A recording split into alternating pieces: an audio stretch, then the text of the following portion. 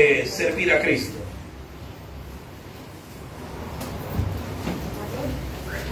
La salvación es por gracia. Amén. Es un regalo de Dios.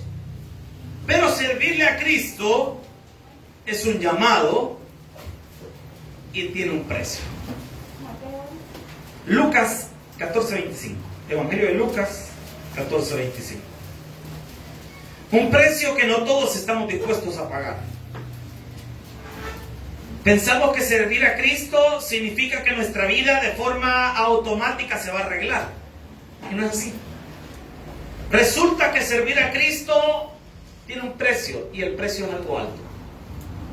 El precio de servir a Cristo es tan alto que implica negarse a uno mismo y vivir para Él. Implica una entrega, implica un precio que pagar. Y esto podría parecer contraproducente para la iglesia predicarlo, porque necesitamos servidores. Y si predico esto, yo sé que muchos de ustedes van a pensar 2 veces antes de servir. Pero prefiero que usted piense 2 veces antes de servir que sirva por emoción. Hay gente que sirve por emoción. Lo decíamos en el culto de las 8, llamarada de tusa. Vienen a la iglesia, les gusta la iglesia. De repente el tabernáculo tiene algo como que a la gente le llama la atención. No sé qué es lo que hay en nuestra iglesia, pero a la gente le gusta servir en nuestra iglesia. Empiezan a congregarse y de repente ven a los hermanos servidores. Más como, mira, aquí solo servidores guapos tenemos, miren. Pura hermosura, hermano. Empezando desde el pastor para abajo, hermano. No, hombre, sé que es otro nivel. Es así, medio agresivo. Entonces, mire, no sé en qué está, pero a la gente le llama la atención servir. Pero el problema de la gente cuando comienza a servir por emoción es que también por una emoción se van. Vienen por una emoción y se van por otra emoción. Entonces es muy importante que usted, antes de tomar la decisión de servir, piense bien lo que está haciendo. Piense bien lo que está haciendo, porque su compromiso en el momento que usted comienza a servir no es con el hombre, no es con el pastor de la iglesia, no es con los predicadores de la iglesia, no es con los líderes de la iglesia. Su compromiso es directamente con Dios. Y esto es algo que tiene que pensar. Y vea lo que dice la palabra. 14:25 de Lucas, ¿lo tiene? Dice la escritura: grandes multitudes iban con él, y volviéndose les dijo: si alguno viene a mí y no aborrece a su padre y madre y mujer e hijos y hermanos y hermanas, y aún también su propia vida, no puede ser mi discípulo. Y si no puede ser, y el que no lleva su cruz y viene en pos de mí, no puede ser mi discípulo. Porque ¿quién de vosotros, queriendo edificar una torre, no se sienta primero y calcula los gastos, a ver si tiene lo que necesita para acabarla? No sea que después que haya puesto el cimiento y no pueda acabarla, todo lo que lo vean comiencen a hacer burla de él, diciendo: este hombre comenzó a edificar y no pudo acabar. ¿O qué rey, al marchar a la guerra contra otro rey, no se sienta primero y considera, ¿qué dice? Si puede hacer frente. Ojo con esa palabra. Primero, y considera primero si puede hacer frente con 10,000 al que viene con él con 20,000. Y si no puede cuando el otro está todavía lejos, le envía una embajada y pide condiciones de paz. Así pues, cualquiera de vosotros que no renuncia a todo lo que posee, no puede ser mi buen Dios y Padre que estás en los cielos. Habla, Señor, a nuestra vida, a nuestros corazones. Que hoy la palabra, Señor, nos impacte y que cada uno de nosotros pues sea confrontado con la verdad, Señor. Y que hoy, al salir de este lugar, seamos exhortados por tu palabra y que consideremos el precio a pagar, Señor, por seguirte. Que lo que estamos sirviendo, esto sea un recordatorio, Señor, para lo que representa nuestro servicio, y para todos los que escuchan la palabra puede ser una motivación para crecer espiritualmente. En el nombre de Jesús, amén y amén. Puede tomar su asiento. Creo que la iglesia en el último tiempo, siendo específico del 2000 para acá, ha evolucionado y tiene el deseo de crecer. surgió algo que antes no se había visto en la historia, y es el fenómeno de las megas iglesias. Sobre todo empezando ya por el 60, el 50, empezamos a ver en Estados Unidos un crecimiento masivo en las iglesias y el surgimiento de las famosas megas iglesias. Nuestro país no ha sido la excepción al caso, pues cuando aún el tabernáculo estaba en gestación, creciendo, ya había megas iglesias en nuestro país. Hablo de iglesias con movimientos como Elim, por ejemplo, Asambleas de Dios, iglesias muy grandes. Y anteriormente la Misión Centroamericana. El tabernáculo nace en 1970, si no me equivoco, 77, no me recuerdo bien la fecha, 70 o 77 por ahí. En ese intervalo no me recuerdo bien. Nace nuestra denominación. Nuestro pastor fundador viene de su viaje a Estados Unidos, donde fue formado en Chattanooga, Tennessee. Y empieza toda la labor de pastor y todo el trabajo. Usted conoce la historia, hemos escuchado muchas veces su testimonio. Lo echaron de una iglesia al pastor, ¿verdad? Y empezó él, Dios hace todo, Dios sabe cómo lleva las cosas. Y el pastor, yo por eso me identifico con el pastor fundador. A mí me han echado un montón de iglesias también, entonces yo me identifico con el pastor por eso. Entonces mire, y el pastor comienza la obra, Dios le da un crecimiento extraordinario al tabernáculo, un crecimiento enorme al tabernáculo, y no solo la iglesia central comienza a crecer, sino que la iglesia comienza a expandirse, y vemos tantas iglesias filiales en muchas partes del mundo, en El Salvador, y cada día se abren más filiales del tabernáculo. Y como decía nuestro pastor general actual, decía, si no es tabernáculo, es puesto de PNC, decía, porque de blanco y azul hay un montón de lugares, ¿verdad? Entonces, y está el crecimiento, y la gente se mete a servir en la iglesia, se mete a congregarse, se meten a estar en las cosas de Dios, se meten al seminario teológico. Pero la pregunta que yo hago esta mañana a cada uno de nosotros es, ¿realmente hemos entendido lo que significa servirle a Jesús? Porque hay personas que dejamos nuestro servicio por cualquier cosa. Hay personas que abandonamos nuestro ministerio por cualquier cosa, y es porque no hemos valorado o entendido lo que significa seguir a Jesús. ¿Qué significa seguir a Jesús? ¿Qué es seguir a Jesús? Veíamos unas imágenes esta semana por la guerra que hay entre Ucrania y Rusia, que por cierto, hermanos, no se alarmen, Mateo 24, versículos del 1 al 9, habla acerca de eso, que en el presente siglo iba a haber guerra, rumores de guerra, peste y todo un montón de volados. Eso es parte de vivir en esta vida, hermano, no se preocupen. Pero retomando una imagen de todas las cosas que se viralizaron en esta semana, vimos a las confederaciones cristianas evangélicas en Ucrania orando, iglesias que no cerraron sus puertas aunque había aviso de guerra, y en medio de la balacera, en medio del bombardeo, gente en las iglesias abiertas cantándole a Jesús. ¡Wow! Eso es fe. Eso es fe. Y gente cantándole, algunos que no los dejó el gobierno estar porque estaban directamente en la zona roja de la batalla, en los lugares donde estaban confinados, en los centros de refugio, gente cantándole a Jesús. Gente, pastores predicando, aunque los templos los tuvieron que cerrar porque quizás ahí ya era la zona roja de la guerra, pero siguieron sirviéndole a Jesús. Y mi pregunta es, si algo así pasara en nuestros países latinos, ¿estaríamos dispuestos a seguirle a Jesús de esa forma? La iglesia en El Salvador y en Latinoamérica se está acomodando demasiado. Al punto es que queremos condicionar a Dios. Si Dios me da, yo le sirvo. Si Dios no me da, no le sirvo. Equivocado. Con Cristo estamos, aunque noté o no noté, porque lo más grande ya lo dio, que es la salvación de nuestra alma, hermano. Su compromiso no es con los líderes de la iglesia. Su compromiso no es con la institución a la cual nosotros representamos, y muy orgullosamente lo hacemos. Nuestro deber y nuestro trabajo es con el Rey de Reyes y Señor de Señores. Con Él es nuestro compromiso. A Él lo sigue usted. Entonces, ¿qué sucede? Jesús se toma un momento en su predicación en el Lucas 14, y Él se detiene a meditar junto con toda la gente que le seguía. y a toda la gente que le seguía, hacerlos pensar. El precio de seguir a Cristo. Y este día, yo quiero hacer lo mismo con esta hermosa congregación que el Señor nos ha prestado, porque usted le pertenece a Jesús. Si usted está seguro de lo que significa seguir a Jesús y está dispuesto a pagar el precio de seguir a Cristo. Vea lo que dice el versículo 25.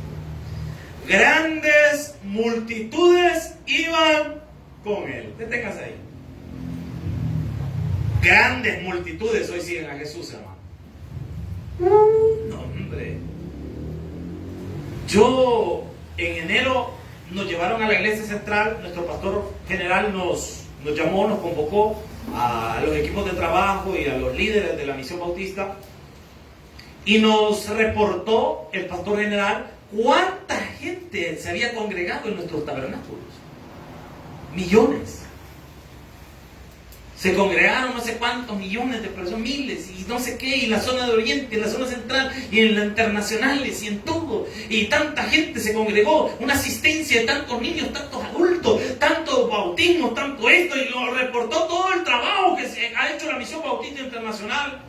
Grandes multitudes siguen a Jesús, y eso que solo estamos hablando de nuestra denominación, no estamos hablando de las demás. Y todos los domingos los templos se abren y las iglesias se llenan. Grandes multitudes siguen a Jesús, pero aquí está el detalle. De toda esa gente que está en una iglesia, ¿cuántos realmente están analizando lo que significa la decisión que han tomado de ponerse un uniforme y servirle a Jesús? ¿Usted ya meditó del precio de servirle a Jesús? ¿Está dispuesto usted a pagar el precio de servirle a Jesús? Y vamos a entrar en materia con esto. Versículo número 26. Si alguno viene a mí, dice Jesús, y no aborrece a su padre y madre, mujer e hijos, hermanos, hermanas, y aún también su propia vida, no puede ser. Miren, lo primero, la primera condición. Tú debes estar dispuesto a servirle a Jesús de manera incondicional. Ese es el primer requisito para servirle a Jesús. ¿Cuántos servidores de Jesús estamos aquí en la iglesia? ¿Está dispuesto usted a dejar todo por seguir a Cristo? Sí, hermano, yo estoy dispuestísimo, yo estoy dispuesto a servirle a Cristo, hermano. Si un día usted tiene que elegir entre algo de su familia y su Señor, según lo que dice Jesús aquí, no lo que dice el pastor, no lo que dice la denominación, lo que dice Jesús aquí en su palabra, ¿a quién debería escoger usted? Dígalo sin miedo, hermano. ¿A quién dice? Ahora le hago la pregunta, ¿a quién escoge usted? Respóndase usted solo. Yo no sé su vida, hermano. Yo no sé. Y ni me quiero meter en su vida, hermano. Usted es libre de hacer lo que usted quiera con su vida. Es su vida. Yo no me puedo meter. ¿A quién escoge usted? Porque la palabra de Dios es clara. Aquí el Señor no habla con alegorías, no habla con nada. El Señor está hablando claro. Y el Señor nos dice, si alguno viene a mí, usted vino a Jesús, y no aborrece, mire, a su padre y madre. Esto es tremendo, hermano. El Señor aquí usa una figura retórica llamada hipérbole, es una exageración de las cosas. Pero al punto que el Señor lo que nos quiere llevar y nos quiere hacer meditar es que si estamos dispuestos a darle la espalda a nuestra familia, si tenemos que elegir entre nuestra familia y Jesús, ¿estaría usted dispuesto? ¿Usted está listo para, si un día de repente le dice su esposa o su esposo, mira, hoy no vayamos a la iglesia, vamos a pasear? No, permitime, Nerón. Espérate. Mi prioridad es mi Señor. Hoy tengo un compromiso con el Señor y le sirvo al Señor. Después podemos hacer lo que vos querás. Pero ¿cuántos de nosotros nos dicen, hoy no va a ir? Vaya pues. ¿Y hoy te tocaba servir? Sí. No vaya pues. ¿Y hoy te tocaba hacer otra cosa? Sí, pero no. Hermano, ¿quién es su prioridad? ¿Quién es su prioridad? Es que debe entender esto. Cuando su prioridad es Dios y usted pone a Dios como lo primero en su vida, automáticamente el Señor tiene en orden todas las áreas de su vida. Todas las áreas de su vida. Cuando la prioridad es Dios, Dios pone en orden todas las áreas de su vida. Su trabajo, su salud y todas las áreas de su vida dependen de su relación con Dios. Si usted no está bien con Dios, usted no va a estar bien con sus hijos, usted no va a estar bien con su esposa, usted no va a estar bien en su trabajo, usted no va a estar bien en nada, porque lo primero en su vida debe ser estar bien con Dios. Lo primero. No podemos avanzar. No va a crecer, su negocio no va a crecer si usted no le dedica tiempo al Señor. Su trabajo no va a producir lo suficiente si usted no le dedica tiempo al Señor. No se va a llevar bien con su esposa ni con su esposo. Todo el que se dedica a complacerle todos los caprichos a su esposa o a su esposo sin primero poner a Dios en su corazón, eso no funciona. No le va a funcionar. Tu matrimonio no va a avanzar. Tu familia no va a avanzar. Tu negocio para abajo. Cuando tú pones a Dios como la prioridad de tu vida, Dios comienza a bendecirte. Dios comienza a respaldar. Dios comienza a darte. De repente, tu esposa que había estado enojada contigo, que no te quería hablar, que te había puesto hasta un muro, había hecho en el cuarto ya, el muro de Trump había levantado ya ahí la señora. De repente, mueve su bloque, viejo, venite para acá. Y de repente las cosas se arreglan. Y de repente el hijo rebelde ahora quiere estar en la iglesia. Y de repente la familia se empieza a unir. ¿Y quién hizo eso? Solo Dios, hermano, porque la familia no la puede unir usted. La familia solo la puede unir Dios. Nadie más. Yo, hermanos, he aprendido algo aquí en la iglesia. El único que puede sostener esta iglesia es Dios. No puedo. Yo se lo digo al Señor en mis oraciones. Ya no puedo sostenerlo. Yo le digo al Señor, mire, yo soy bien sincero en mis oraciones, yo no ando con cosas. Yo le digo al Señor, mira, yo soy un gran aguado. No tengo la capacidad, no tengo la mente. Yo admiro, hay pastores que son tremendos administradores y todo, y yo admiro todo ese trabajo. Digo al Señor, no tengo la capacidad. Pero tú sí. Y por eso dependo de ti. Y yo me agarro a aquel versículo de la segunda carta a los Corintios. Bástate en mi gracia, porque mi poder se perfecciona en tu debilidad. Amén. Entonces, donde soy débil, el Señor me fortalece. Y eso es algo que a mí en lo personal me da fe en mi corazón. Y vea qué más dice la palabra. Y mujer e hijos, ¿cuántos de nosotros, nuestra familia nos manipula? Y ellos terminan decidiendo cuándo nos vamos a congregar, cuándo servir y cuándo no servir. Cuando el único que debería determinar qué día servimos y cuándo no servimos y cómo servimos es Dios. Hermanas, ¿cuántas hermanas están en la casa de Dios? Si su novio no las quiere venir a dejar a la iglesia y no quiere venir con ustedes a la iglesia y ahorita es su novio, déjelo. El diablo no sirve. Nadie dice amén. Ese diablo no sirve. ¿Por qué? Porque si no ama a Cristo, ¿cómo te va a amar a ti? Si no conoce el amor de Dios, ¿cómo te va a amar a ti? ¿Cómo te va a apreciar a ti? Si no va a caminar contigo a tu lado en la obra de Dios, si no está dispuesto a caminar contigo en el servicio a Dios, ahí en un futuro, si llegaran a casarse, ahí tienen un yugo desigual y no va a prosperar. ¿Cuántos hombres están en la casa de Dios? Hermanos solteros, hombres, si esa mujer no quiere nada con Dios, usted tampoco tiene que querer nada con ella. Amén. Ay, es que esa diabla, hermano, está bien bonita. Ay, es que mire, ella me dice que vaya a la disco a evangelizar. No moleste, hermano. No, es que mire, ella no tiene tiempo, ella no puede, ella esto y aquí. Si ella no quiere nada con Dios, usted tampoco quiere nada con ella. Así de sencillo, hermano. Cuando va a hacer negocios, si la persona con la que usted va a hacer negocio no quiere nada con Dios, usted tampoco haga negocio con ella. ¿Por qué? No va a progresar su negocio. No haga alianza con gente que no quiere nada con Dios, hermano. No haga alianza con ellos. No se pongan en ese, hermano. No se pongan en ese plan. No haga negocio con gente así. Se lo van a bajar, hombre. Le va a ir mal en ese negocio. Tiene que dejar todo por Cristo, hermano. Jesús es lo único por lo que vale la pena vivir. Y Jesús es lo único por lo que vale la pena morir, hermano. Eso es todo. Cristo. Eso es todo. Y ve qué más dice la palabra. Hermanos y hermanas, ¿cuánto por nuestra familia dejamos las cosas de Dios? ¿Cuántos hacemos eso? ¿Cuánta gente deja a Cristo por compromisos familiares? ¿Por qué dejas a Jesús? ¿Por qué abandonas a Jesús?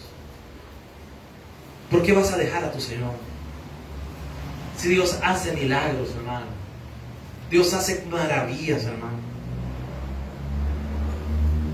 Yo, en lo personal, de mi familia, puedo decir que amo muchísimo a mis padres. Los amo. A mis hermanos, aunque por rato me caen mal, les soy sincero. No quieren nada con Dios, pero me caen mal. No quieren nada con Dios. Los dos inconversos no quieren nada con Dios. Tengo uno que es mayor, que está más perdido que Adán en el día de la madre. Es sabio en su propia inteligencia. Tengo otro menor que ese no tiene inteligencia. Pero miren, a ambos los amo. Y les he hablado de Cristo a ambos. Amo a mi abuela. Amo a mi abuelo. Los amo. Y mi abuela, estas 2-3 semanas ha sido bien complicado. Tiene 90 y algo de él. Y se puso bien mal. Ya no se podía mover. Y me partía el alma ver a mi abuela así. Yo no soy poco para expresar mis sentimientos. Yo creo que de chiquito me caí y la parte del cerebro donde está lo sentimental se me apagó. Yo no soy sentimental, hermano. No tengo mucho sentimiento. Creo que la única persona que conoce mi parte sentimental es mi esposa, pero obviamente es mi esposa y me pega y tengo que llorar. Pero ahí nadie. Y me dolía ver a mi abuela así. Y empecé a ir una vez a la semana a la casa de mi abuela a orar por ella. A orar por ella. A orar por ella. Orar por ella. Y todos los días le pregunto a mi papá: papá, ¿cómo está la abuela? Papá, ¿cómo está la abuela? Papá, ¿cómo está la abuela? Y para la gloria del Señor, si no, ya la levantó. Si no le daba mi vida, hermano, decían que tenía un no sé qué y otro problema en un pulmón y que no sé qué, y que nos preparáramos y todo eso. ¿Y sabe qué pasó? Dios levanta a cualquiera, hermano. Pero ¿qué pasa si yo de repente, no, pobrecita, mi abuela está mal, yo voy a dejar de predicar y me voy a quedar con ella aquí cuidándola? No, hermano, si yo no soy doctor, el médico de Jesús, entonces ¿yo qué tengo que hacer? Yo tengo que encargarme de las cosas de Dios, porque cuando yo me encargo de las cosas de Dios, Dios se encarga de mis cosas, hermano. Aprenda eso. Deje todo por Jesús y se dará cuenta cómo Dios le entrega todo a usted. Hágalo. Sírvale a Cristo sin barreras. No tenga miedo de hacer compromisos familiares o dejar trabajo por las cosas de Dios. Voy a retomar algo y lo digo porque lo dieron como testimonio públicamente. Nuestra hermana Sari nos contó un testimonio hace unos viernes atrás. Estábamos haciendo la limpieza en la iglesia, dejó su trabajo, dejó de ganar dinero por estar en las cosas de Dios. ¿Y cuál fue su sorpresa? No me recuerdo bien, mi hermana Sari después nos cuenta bien el chambre, que después al siguiente día le hicieron una su llamada y ahí venía la bendición de Jehová. ¿Cómo la ven? Y lo más chivo, sin trabajar. ¿Cuándo? Cuando usted prioriza a Dios. ¿Por qué no prioriza a Dios, hermano? Prioriza a Dios, hombre. Y vean qué más dice la palabra del Señor. Hermano, y aún su propia vida no puede ser mi discípulo. Y ojo que Jesús lo está diciendo. No puede ser mi discípulo aquel que no está dispuesto a negarse a su propia vida. Hermano, Dios puede cumplir nuestros sueños. Amén. Pero es mejor cuando se cumplen los sueños de Dios en nuestra vida. Yo desde que era muy pequeño tuve el deseo, el anhelo de mi corazón y no lo pierdo. Yo quería aprender a volar aviones. Siempre fue mi sueño, hermano, ser piloto. Ese era mi sueño, ser piloto.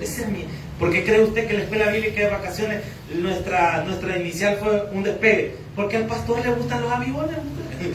Era mi pila de ver todo esto como que era avión. Pila mía y me lo cumplieron. Ahí manipulé mis influencias. Y hoy, como también quise ser astronauta, el próximo va a ser... Mire, hermano, siempre tuve mi sueño. Pero seguir a Cristo a veces implica negarse a algunas cosas que uno quiere. Su servidor comenzó a servir desde muy joven y tuve que negarme a tantas cosas que quería hacer en mi juventud. Pero el Señor pone reglas. Pone reglas. Para algo tan sencillo, para muestra un botón, pues en aquellos días estaba de moda usar el pelo así como la cresta. ¿Recuerdan de la cresta? ¿Habrá alguien aquí que use la cresta? Miren, estaba de moda. Y yo estaba en el colegio de teología. Y yo quería andar como los otros hipotes y como se cortaban el pelo ellos. Yo quería andar como ellos. Porque uno en la adolescencia quiere andar como andan todos los demás. Una vez se me ocurrió cortarme el pelo así. Me sacaron de clase. No me dejaron entrar. Vaya a recortarse el pelo. Allá fui con todo el dolor de mi alma. Como me lo habían dejado así con el cucurucho, ¿verdad? Con el cucurucho. De repente me dice la hermana, mire, esto va a tener que dejarlo pelón. Me dejaron pelón usted. ¿Y todo por qué? Porque yo quería entrar a clase, no quería perder mi clase. ¿Y qué tiene que hacer unos sacrificios? ¿Y qué otro sacrificio tiene que hacer? Hermano, en una ocasión yo estábamos recién empezando la iglesia. ¿Cuántos están acá casi desde el inicio? Sí, ¿verdad? Los que están acá, ¿se recuerdan cómo estaba esta casa? No, hombre, ahorita no es ni la sombra de lo que era. En la oficina que tenemos acá con el pastor Josías, sin ni puerta teníamos, ¿verdad, pastor? Cuando nos secreteábamos nos teníamos que esconder cuando nos abrazábamos. Uy, me salió la dicha. Entonces, mire, estaba feo. En los escritorios que teníamos un escritorio que estaba parando, se mecía, como que era hamaca. Y el otro escritorio, cuando usted abría la gaveta, salía el montón de acerrín, ¿verdad? Salía el montón de acerrín. Y uno cuando terminaba de sentarse en el escritorio, todo lleno de acerrín, terminaba las piernas uno. Y un día estábamos haciendo un trámite con mi esposa en un banco. Y vi la oficina del gerente del banco. De vidrio toda la oficina. Vi al gran escritor. Y vi al tipo sentado, haciendo saber qué, yo creo que pajareando o chateando en Facebook. Y lo vi ahí en el escritorio, escribiendo. Y me le quedé bien. Y por primera vez en mi vida sentí envidia a usted. Sí, yo soy sincero. No, yo soy sincero, hermano. No, yo le abro mi corazón. Yo vi a ese tipo ahí y yo podría estar en una oficina así de trabajo. Y sé que me pagarían bien. Pero ahí en la misma, de repente dije, pero es que si me pongo a buscar un trabajo así no me va a quedar tiempo para pastorear. Necesito... El trabajo de un pastor siempre es un trabajo a medio. Por eso es que los pastores tienen negocio. ¿Por qué? Porque no queda tiempo, hermano, para trabajar. Uno tiene que tener tiempo para la iglesia. Imagínense que yo tengo que venir a los ensayos de la iglesia que son a las 3 de la tarde. Y tengo que estar y atender en consejería, hacer un montón de cosas. Y cuando vine aquí a la oficina, después de que salimos del banco y vi la oficinota del tipo allá, y vengo acá, y no, hasta la silla estaba tronando usted. Yo que me siento de repente, truena la silla. Y yo me le quedo viendo a la silla, cállate, calmate, no te hagas quebrar, hija, tranquilo. Y empecé a ver la oficina y dije, Señor, ¿esto es servirte? ¿Esto es? ¿Es esto lo...? Y el Señor me dijo algo. En el mundo puede parecer que están ganándome, pero la recompensa que yo tengo para todos mis siervos no se comparan con nada en lo que ves en la tierra. Servirle a Cristo, hermano, no es fácil. Es una decisión sacrificada. Sacrificio. Hay que esforzarse. Hay que tener paciencia. Hay que tener tiempo. Pero ¿sabe qué? Servirle a Cristo es lo más precioso que hay, hermano. Y vean qué más dice la palabra del Señor. Versículo número 27. Y el que no lleva su cruz y viene en pos de mí, no puede ser mi discípulo. De nuevo, Jesús dice que no se puede. 2 veces lo va diciendo yo. 2 veces. Y el que no lleva su cruz. Y le voy a decir algo, hermano, la cruz no es su esposa. Aunque se apellide Cruz la señora. La cruz no es su esposo, hermano.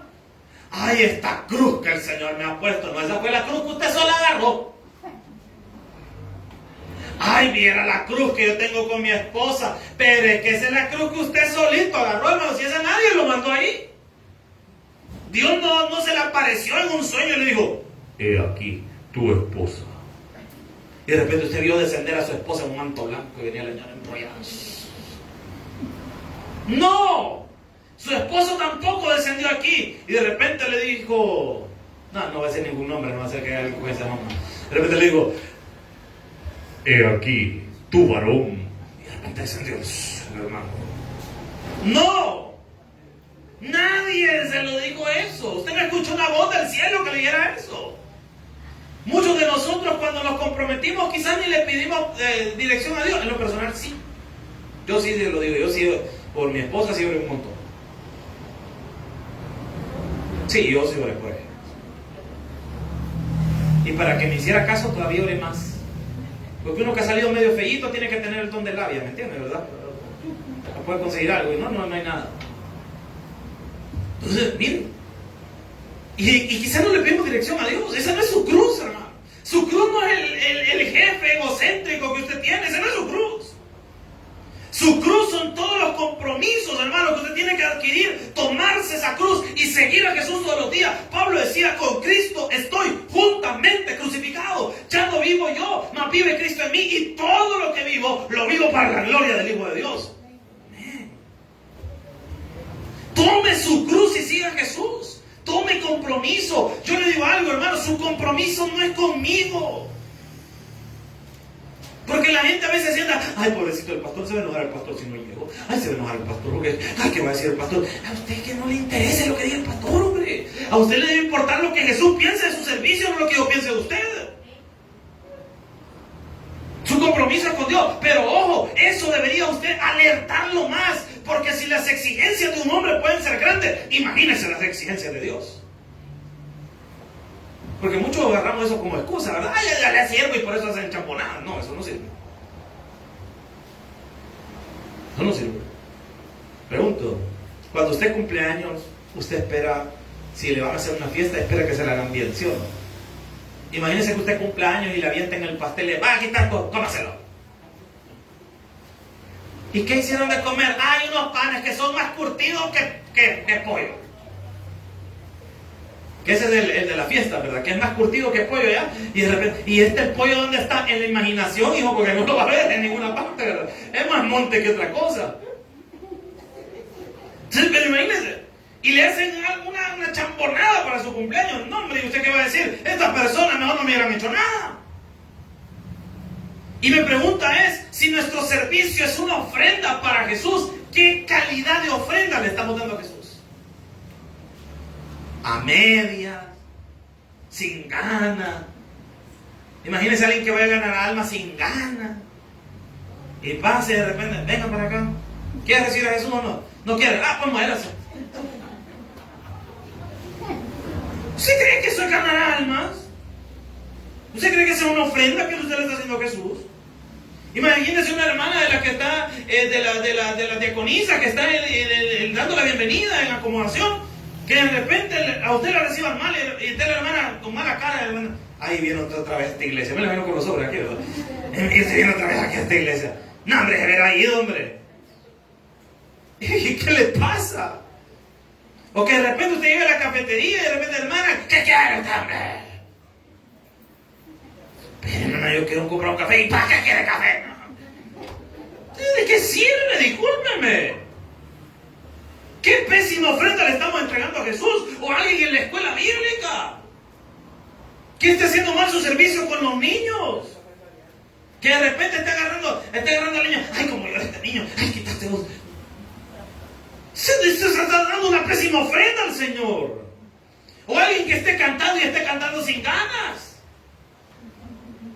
Y entonces dígame qué ofrenda le está presentando usted al Señor. O que venga yo a predicar y sin ganas de predicarle. ¿Usted cree que mi servicio va a agradar al Señor? De ninguna manera. Tu servicio debe ser tu mejor ofrenda para el Rey de Reyes y Señor de Señores, iglesia. Hágalo bien. hágalo bien para Dios. Y vea qué más. Aquí viene el otro detalle de pensar las cosas, de servirle al Señor. Del versículo número, ¿estamos en cuál? 27, ¿verdad? Vamos al 28. Del 28 al, ya le digo, al 30. Vamos a leer del 28 al 30. Dice: porque ¿quién de vosotros, queriendo edificar una torre? Vea la primera ilustración. Nos va a dar dos ilustraciones, esta es la primera.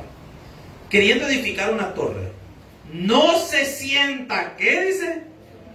¿Y qué debe hacer? Calcular los gastos. A ver, ¿qué dice? Si tiene lo que necesita para terminar. Vale, mire, digamos que usted va a construir algo en su casa. Lo primero que tiene que hacer es un presupuesto. Vaya, vamos a levantar una segunda planta en la casa. Pues sí, pero ¿cuántos ladrillos necesita? ¿Cuántos cementos se le va a ir? O si le va a hacer de tabla roca, ¿cuántas láminas de tabla necesita? O de fibrolín, ¿de cuántas de esas le vamos a poner? Mira, hoy con todas las cosas que hacemos en la iglesia ya me aprendí todo por lado. ¿O cuánto le vamos a pintar? ¿Cuánto nos va a costar? Y de repente vamos a la bolsa y de repente salen solo mariposas. Hermano, no tienen lo suficiente para acabarla. Entonces no puede edificar la torre. Tiene que sentarse mejor y decir: bueno, ahorita no tengo, puedo ahorrar y hacer un plan de trabajo, o pensar, voy a levantar primero este muro, la otra semana voy a levantar el otro con el dinero que me entre, y hacer un presupuesto, calcular, analizar si estoy dispuesto, si puedo pagarlo. Servir a Cristo, hermano, amerita que usted se siente y piense en el compromiso que adquirió con Dios. El día que usted dijo: voy a servir, ese día usted adquirió un compromiso con Dios. No fue con el líder al quien usted se dirigió y le dijo: hermano, mire, yo quisiera servir en su ministerio. Hermano, yo quisiera servir en ese ministerio. No, usted debe sentarse y platicar con Dios y decirle: bueno, Señor, yo hice un compromiso contigo. Me dicen. Y si usted dice: no, mire, yo este compromiso en este ministerio no lo puedo llevar, usted tranquilo. ¿Sabe qué tiene que hacer? Busque uno conforme a sus recursos y a su capacidad. Yo en lo personal nunca quise el ministerio de alabanza, les soy sincero. En todos, yo creo que empecé a cantar allá por el 2015. Sí, en el 2015 me pusieron a cantar. Anteriormente yo le huía a cantar. ¿Sabe por qué? Porque yo había hecho lo que dice la Biblia. Me senté y vi si tenía el presupuesto.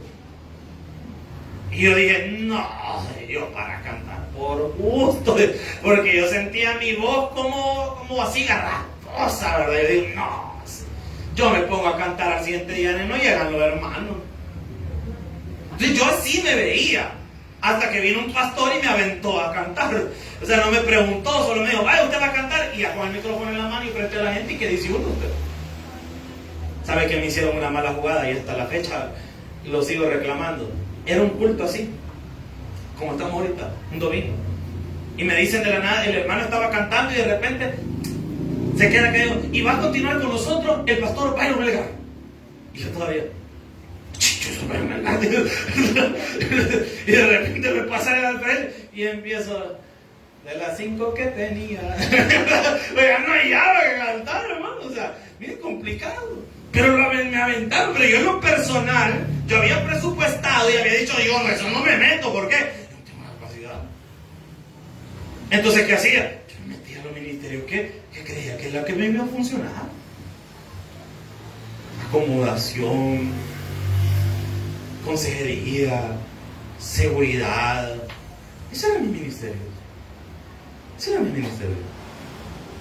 Me dejaron encargado de escuela bíblica en una misión.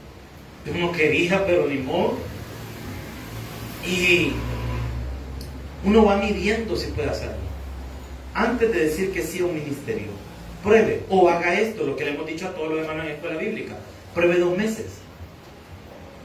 Si usted quiere comenzar a servir, usted dígale al líder que va a tener: hermano, yo puedo apoyarlo 2 meses. Voy a empezar estos 2 meses. Si me gusta, me quedo. Si veo que puedo dar el ancho, me quedo. Si no, por lo menos 2 meses le hago barba. ¿Está bien? Pero ¿sabe qué hizo usted? Puso las cosas claras. Usted presupuestó y usted dijo lo que podía hacer. Y eso es excelente, hermano. Aquí hay hermanos y hay hermanas que me han dicho, vaya, mire, pastor, yo puedo venir a servir tal día y puedo venir a escuchar culto tal día. Otro día no puedo congregar. Perfecto, no hay ningún problema. Pero ¿qué hizo? Se midió. Presupuestó primero lo que podía y lo que no podía hacer. ¿Está conmigo la iglesia? Antes de decir que sí, no vaya a ser usted un cristiano llamarada de tusa. Que aquí ya hemos tenido. Gente que de repente viene y me dice, pastor, pastor, precioso, bello, hermoso, divino. Porque la gente así es, pero cuando quiere endulzar a uno y después le meten la daga en la espalda, ¿verdad? Pero mire, pastorcito hermoso, el pastorcito mentiroso. ¿Se recuerda ese cuento? Entonces, mire, y de repente me dice, pastor, yo quiero empezar a servirle a mi Cristo. Gloria al Señor, amado, démosle donde usted quiera. Hermano, yo me voy a meter a Taber Kids. Gloria a Dios, hermano, tele con todo. Y me voy a meter a alabanza. Y me voy a meter en esto. Y me voy a meter con usted. Y me voy a meter con toda la iglesia. Y me voy a meter a darle con toda la obra de Dios. 3 semanas después, ya no están en las cosas de Dios. Llámale tú. Es mejor ir pasito lento, pero seguro. ¿Sí, mejor? Así mejor. Usted empieza, dice, yo puedo con este compromiso. Y usted se mide y va despacito. Despacito. Despacito.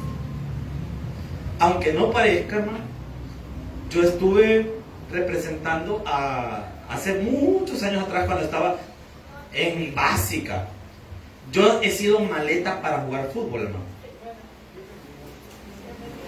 Maleta, piedra. Creo que tendría más oportunidad el púlpito en la cancha que yo, hermano. Literal. Pero sabe para algo que si era bueno, pues ya no, pero antes sí, para correr, fíjese. No, hermano. Si yo empiezo a correr, no me agarra, hermano. Hoy quizás sí, porque ando la pierna toda así, todo, ando ya en tapacha, ¿verdad? Pero antes, hermano, no, hombre, para decirle, pues, parecía gacela, para que me entienda. Y me llevaban a competir. Yo pude haber competido en el INDES a manera profesional. Nunca quise, porque era una garagán en mi adolescencia. Y a un consejo que le doy a los adolescentes: nunca digan no a las oportunidades, aprovechenlas. A mí me querían meter en torneos en el INDES y todo eso, pero por andar fumando y haciendo un montón de locuras, ya no quise hacerlo. Y no he sido buena pieza, hermano, y no me voy a ocultar. Y competí en el INDES. Competí en carreras de 10 kilómetros, de 5 kilómetros, de 3 kilómetros. La máxima que creo que fue de 15. Creo que esa fue la máxima que... Y todos los primerizos cometían este error. Cuando inicia la carrera, van con todos, empiezan a correr con todos. Empiezan. Pero es una carrera larga, porque es una carrera de kilómetros. De 1 kilómetro, de 3, de 5, de 10, de 15. Y la clave de una carrera larga es no empezar corriendo con todo, fíjense. Parece paradójico, porque la mayoría de los inexpertos en el primer kilómetro se queman. Pero cuando alguien ya tiene su experiencia, empieza despacito, hasta meneadito, como aquellos que corren así, ¿verdad? Despacito, trotadito, tranquilo. Ya después del kilómetro usted ve todo que está, van todos balbuceando. Y el que tiene experiencia, ahí va. Y llega a la meta y gana. ¿Por qué? Porque tiene experiencia. Para serle sincero, solo gané un 3er lugar, más de veces un 2º, nunca gané un 1º. Pero era porque era muy indisciplinado. ¿Qué quiero decir con esto? Si usted empieza bien en las cosas de Dios, midiendo sus compromisos, lo que puede y no puede hacer, usted va a ser un buen servidor de Dios. No se deje llevar por una emoción, porque si usted empieza en una emoción, va a terminar por una emoción. Y eso no sirve, porque no es una buena ofrenda lo que usted le está dando a Dios. Y el siguiente ejemplo que da Jesús es similar, porque dice: ¿o qué rey marcha a la guerra en el 31 contra otro rey y no se sienta primero a considerar si puede hacerle frente? O sea, no lo piensa primero. Y me llama la atención lo que dice el versículo 33, y con esto cierro porque el tiempo ya se me está acabando. Así pues, cualquiera de vosotros que no renuncie a cuántas cosas dice ahí. Dígalo sin miedo, hermanos, ahí está la palabra. ¿A cuántas cosas hay que renunciar? Todo. Lo que posee no puede ser mi discípulo. Es que usted tiene que entender que Cristo es la perla de gran precio. Que una persona dice, una de las parábolas, que encontró una perla de gran precio y compró todo el terreno. ¿Por qué? Por esa perlita. Porque encontró algo valioso. Usted tiene que estar dispuesto, hermano, a renunciar a todo por Cristo. Dios le va a bendecir. Dios le va a prosperar. Le va a ir bien, aunque en principio tenga que pasar por el fuego. Aunque le toque aguantar hambre un par de veces. Aunque le toque un poquito difícil. Aunque le toque cierto nivel de dificultad. Yo quiero invitarle a que usted siga a Jesús. Pague el precio de servir a Cristo. Pague el precio de servir a Jesús. Yo he sido pastor siempre muy exigente, porque así me exigieron a mí antes y así aprendí. Y creo que a Dios se le debe dar la excelencia. Creo que se puede hacer lo mejor posible para Dios. Le doy un consejo: dele lo mejor a Dios, porque entonces también Dios le dará lo mejor a usted. Un fuerte aplauso al Señor. Buen Dios y Padre que estás en los cielos, gracias, Señor, por tu palabra.